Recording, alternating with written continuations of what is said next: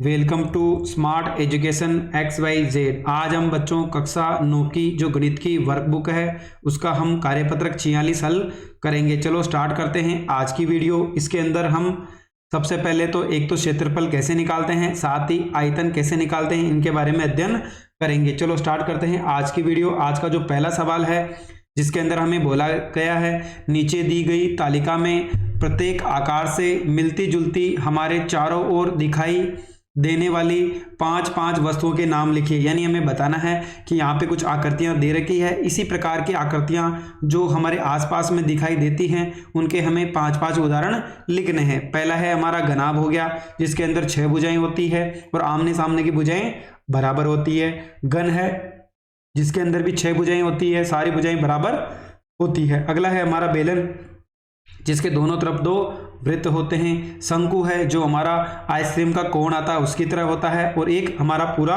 गोला, यानी हम कह सकते हैं कि वृत्त है। तो बच्चों यहाँ पर हमें 5-5 उदाहरण देने हैं। अगर हम घनाभ की बात करें तो इसके अंदर जो हमारी माचिस होती है उसका जो आकार होता है वो किस प्रकार का होता है बच्चों, घनाभ के आकार का होता है। इसी प्रकार हमारे पास जो ईंट होती है वो भी किस प्रकार की होती है, घनाभ के आकार की होती है। जो हमारा बॉक्स होता है घर पे वो भी किस प्रकार का होता है, घनाभ के आकार का होता है। अगर हम बात करें तो हमारी जो अलमारी होती है वो भी किस प्रकार की होती है, घनाभ के आकार की होती है। अगर हम बात करें जो हमारा रबर होता है वो भी किस प्रकार का होता है, इसी प्रकार का होता है। यानी जो पेंसिल को मिटाने वाला जो रबर होता है वो इरेजर बोलते हैं हम उसको, तो वो भी किस प्रकार का होगा, हमारा घनाभ के आकार का होगा। अगला है जिसकी हमें बताना है कि घन, यानी जिसकी 6 भुजा होती है लेकिन सारी क्या होती है, आपस में बराबर होती है। जैसे सबसे पहला हो गया हमारा चौक का डिब्बा हो जाएगा, जिसकी सारी भुजाएं क्या होती है, आपस में बराबर होती है। अगला है हमारा पांसा हो जाएगा, जिसकी भी सारी भुजाएं बराबर होती है। एक हो जाए हमारा बर्फ का क्यूब होता है, वो भी किस प्रकार का होता है, घन के आकार का होता है। एक हमारा गिफ्ट का बॉक्स अगर घनाभाकार है, हम लिखेंगे गिफ्ट का जो बॉक्स है वो भी किस प्रकार का होता है, घन के आकार का होता है। एक हमारा जो लकड़ी का टुकड़ा है अगर वो किस प्रकार का हो, 6 भुजाएं उसकी बराबर हो, यानी लकड़ी का टुकड़ा, तो ये भी क्या कहलाएगा, हमारा एक घन कहलाएगा। अगला है बच्चों जिसके अंदर हमें बताना है, देखो सबसे पहला हमारा जो बेलन के आकार का होगा वो एक तो गिलास होता है। साथ ही अगर हम बात करें जो घर पे ड्रम होता है वो भी इसी प्रकार का होता है। पानी की टंकी है वो भी इसका एग्जाम्पल हो जाएगा, पानी की टंकी हो गया। अगला अगर हम बात करें तो गैस का जो सिलेंडर होता है, इन गैस का सिलेंडर वो भी किस प्रकार का होता है, बेलन के आकार का होता है। अगर हम लास्ट बात करें जो पानी का पाइप होता है वो भी इसी प्रकार का, यानी बेलन के आकार का होता है। अगला है अगर हमारी टोपी है वो किस प्रकार की होती है, शंकु के आकार की होती है।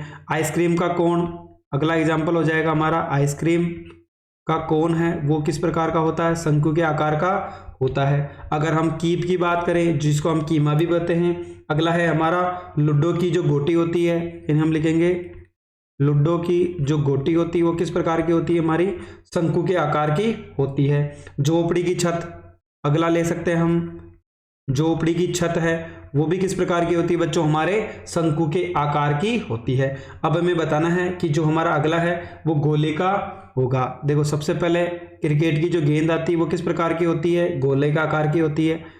अगला हो जाएगा हमारा फुटबॉल है वो भी क्या होती है, गोल होती है। अगला हम बात करें तो हमारा जो संतरा होता है वो भी क्या होता है बच्चों, गोले के प्रकार का होता है।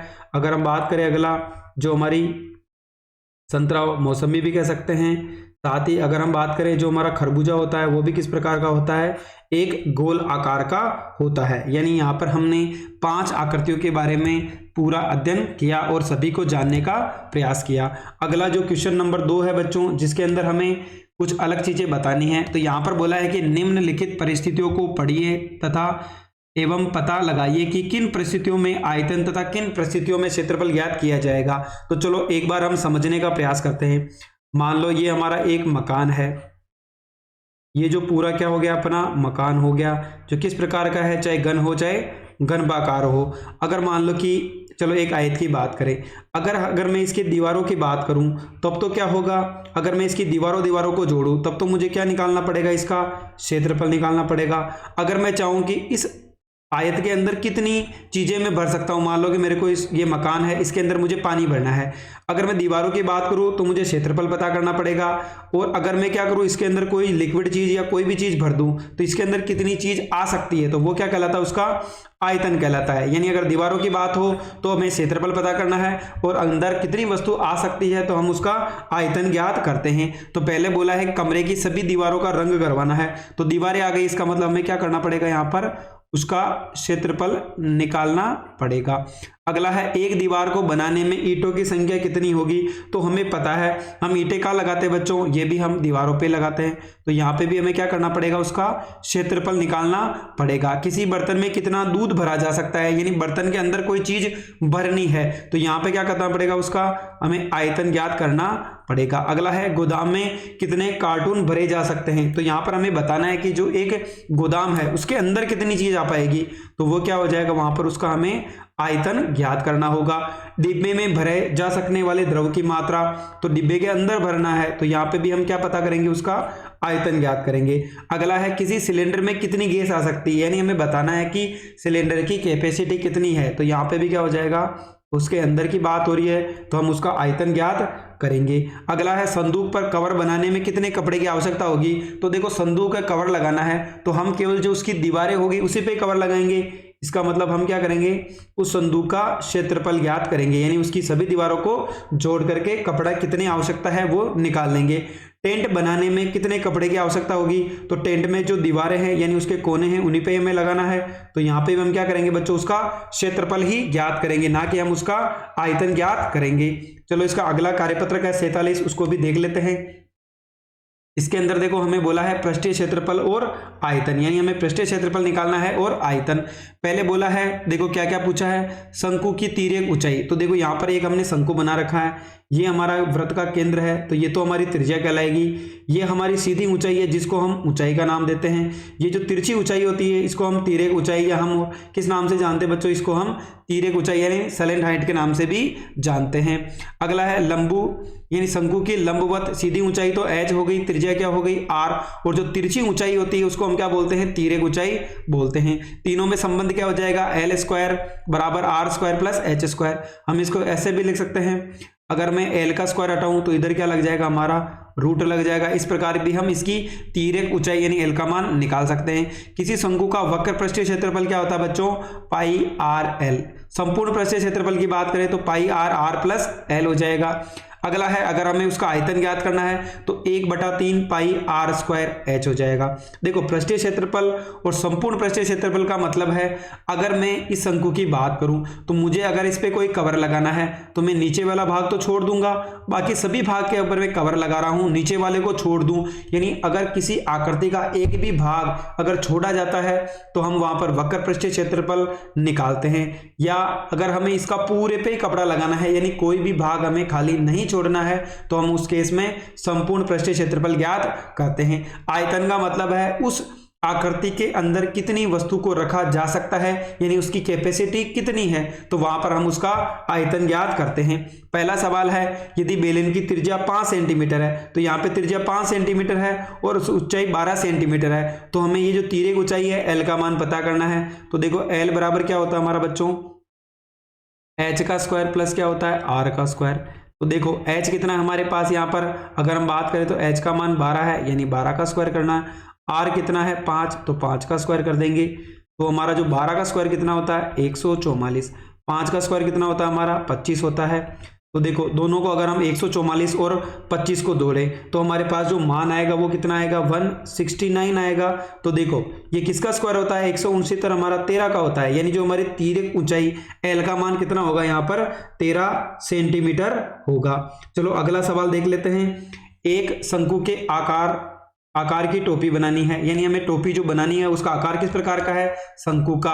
अगर उसकी त्रिज्या यानी यहाँ पर हमें बोला है कि आर का मान तो 4 सेंटीमीटर दे रखा है, तिर्यक यानी यहाँ पर तिर्यक ऊंचाई यानी एल का मान कितना दे रखा है हमें 7 सेंटीमीटर दे रखा है, तो इसके कितने पेपर की आवश्यकता होगी। तो देखो हमें क्या करना है, यहाँ पर अगर हम बात करें तो नीचे तो हमें कुछ लगाना ही नहीं है, तो यहाँ पर हम क्या निकालेंगे उसका पृष्ठीय क्षेत्रफल। तो हम लिखते हैं शंकु का पृष्ठीय क्षेत्रफल, ये क्या होता है बच्चों हमारा पाई RL। देखो पाई हमारा एक स्थिरांक है, इसका मान फिक्स होता है, हम कितना रखेंगे 22/7 या 3.14। R का मान कितना दे रखा बच्चों यहाँ पर 4 दे रखा है, L का मान कितना है 7, 7 से 7 कट गया, यानी 22 को अगर हम 4 से गुणा करें तो कितना मिलेगा हमें 88 मीटर, यानी सेंटीमीटर का क्या हो जाएगा स्क्वायर हो जाएगा, क्योंकि यहाँ पर देखो क्षेत्रफल हमेशा स्क्वायर में होता है और जो हमारा आयतन होता है वो किस में होता है हमारा क्यूब यानी घन के अंदर होता है। तो यहाँ पर जो हमारा आंसर होगा सभी वैल्यू किसके अंदर है बच्चों यहाँ पर सेंटीमीटर के अंदर है।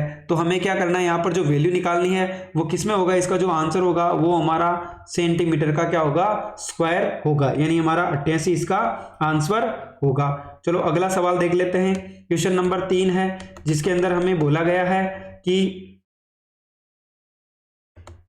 देखो तीसरे सवाल के अंदर क्या करना है, एक कंपनी शंकु की आकार के आइसक्रीम कोन बनाती है, उसके ढक्कन जिसके ऊपर ढक्कन भी बना हो, जिसकी तिर्यक ऊंचाई 7 हो, त्रिज्या 2 सेंटीमीटर हो, तो ऐसे 100 कोने बनाने के लिए हमें कोण बनाने के लिए कितने कागज की आवश्यकता होगी। तो देखो हमें संपूर्ण पृष्ठीय क्षेत्रफल है यानी सारी जगह को ढकना है, तो इसका क्या होगा शंकु का संपूर्ण पृष्ठीय क्षेत्रफल कितना हो जाएगा बच्चों पाई R और R प्लस L।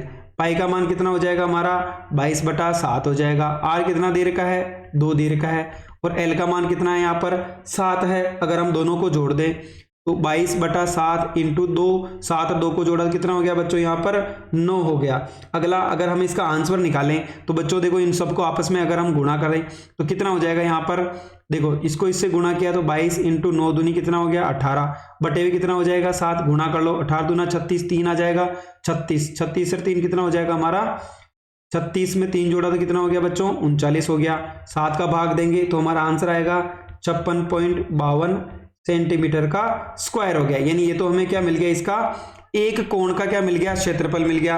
हमें टोटल कितने का निकालना है, तो चलो बच्चों आगे निकालना है, हम लिखेंगे 1000 कोण का क्षेत्रफल कितना हो जाएगा, जो भी आंसर आया है उसको हम किससे गुणा कर देते हैं बच्चों यहाँ पर 1000 से गुणा कर देते हैं, तो हमारा जो आंसर आएगा वो आएगा 56520। ये क्या हो जाएगा इसका वर्ग सेंटीमीटर इसका आंसर होगा। चलो क्वेश्चन नंबर अगर हम 4 की बात करें तो इसके अंदर हमें बोला गया है दिए गए माप के आधार पर, अगला जो क्वेश्चन नंबर 4 है जिसके अंदर हमें बोला गया है बच्चों दिए गए माप के आधार पर बताइए कौन से बर्तन में अधिक द्रव भर सकेंगे। तो यहाँ पर बच्चों एक तो जो हमारा आकृति दे रखी है, एक तो हमारा पास शंकु दे रखा है, एक हमें बेलन दे रखा है। हमें बोला है कि किसके अंदर ज्यादा द्रव भरा जा सकता है, यानी यहाँ पर बात किसकी की जा रही है आयतन की, क्योंकि किसी चीज के अंदर कितनी चीजें भरी जा सकती है। तो यहाँ पर हम क्या करेंगे आयतन निकाल लें। तो देखो यहाँ पर अगर हम इसका आयतन निकालें शंकु का, यानी शंकु का जो आयतन है वो तो कितना होता है बच्चों 1/3 पाई R स्क्वायर H होता है। चलो वैल्यू रख लेते हैं 1/3 पाई का मान कितना हो जाएगा 22/7। R कितना है बच्चों यहाँ पर 3 है, तो 3 को कितनी बार रख देंगे 3 बार। H कितना है हमारे पास 5 है। अगर कोई चीज कट रही है तो काट दो, अगर नहीं कट रही है तो वैसा का वैसा ही लिख देंगे। तो बच्चों यहाँ पर ऊपर तो कितना हो गया 22 इंटू 5 को 3 से गुणा किया तो 15, 15 को 3 से करेंगे कितना हो जाएगा 45। देखो बच्चों यहाँ पर हम काट भी सकते हैं, चलो एक बार इसको काट के देख लेते हैं। अगर हम वैल्यू काटना चाहें तो 3 से तो 3 कट जाएगा हमारा। एक बार इसको मिटा लेते हैं आंसर को।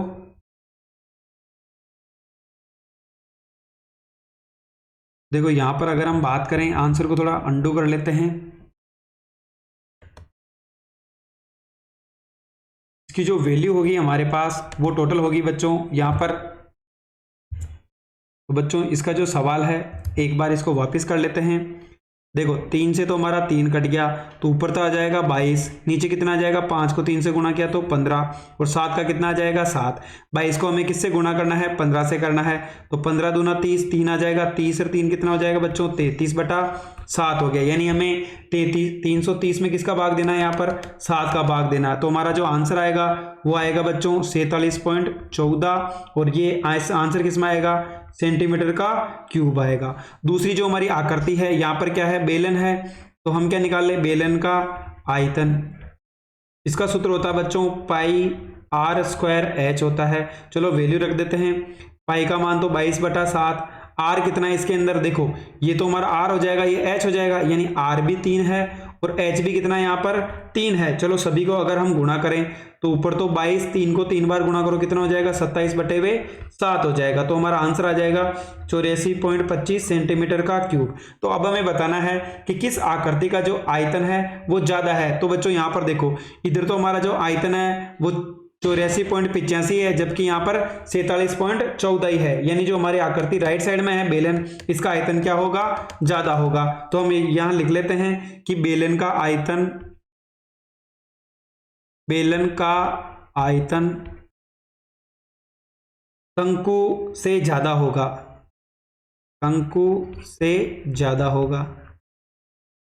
तो यही क्या हो जाएगा बच्चों, हमारा आंसर हो जाएगा। चलो अगला आज का जो अंतिम सवाल है, क्वेश्चन नंबर 5 है, उसको भी एक बार देख लेते हैं। यहां पर बोला है समान त्रिज्या और समान ऊंचाई वाले बेलन तथा शंकु के आयतन का अनुपात याद कीजिए। तो बच्चों देखो, अगर हम अनुपात की बात करें तो देखो सबसे पहले तो हमें बोला है किसका अनुपात चाहिए ऊपर, यानी बेलन का आयतन तो कहाँ जाएगा, ऊपर आ जाएगा। बेलन का आयतन बटे हुए किसका हो जाएगा, शंकु का आयतन। तो बेलन को देखो त्रिज्या और ऊंचाई यानी आर भी समान है और उसका एच भी समान है, तो इसका सूत्र क्या होता है, पाई आर स्क्वायर एच, यह हो जाएगा 1/3 पाई आर स्क्वायर एच। तो देखो अगर हम बात करें तो पाई से तो पाई कट जाएगा, आर स्क्वायर से आर स्क्वायर, एच से एच कट गया, तो देखो 1 नीचे क्या आ जाएगा 1/1/3, यानी 3 तो ऊपर चला जाएगा, 1 नीचे रह जाएगा। तो हमारा जो अनुपात होगा वो कितना होगा बच्चों, 3:1 होगा, यानी जो बेलन का आयतन और शंकु का आयतन है उसका जो अनुपात होगा वो 3:1 होगा। चलो लिख लेते हैं, बेलन का आयतन अनुपात शंकु का आयतन। तो बेलन का अनुपात तो कितना है यहाँ पर 3 है, शंकु का आयतन क्या है यहाँ पर 1 है। तो बच्चों इस प्रकार आज हमने कक्षा 9 का जो गणित की वर्कबुक थी उसका जो कार्यपत्रक हमारे पास 46 और 47 था, दोनों को एक साथ हल किया। अगर आपको हमारी मेहनत पसंद आई हो तो चैनल को लाइक करें, सब्सक्राइब करें और अपने दोस्तों के साथ भी शेयर करें। Thank you.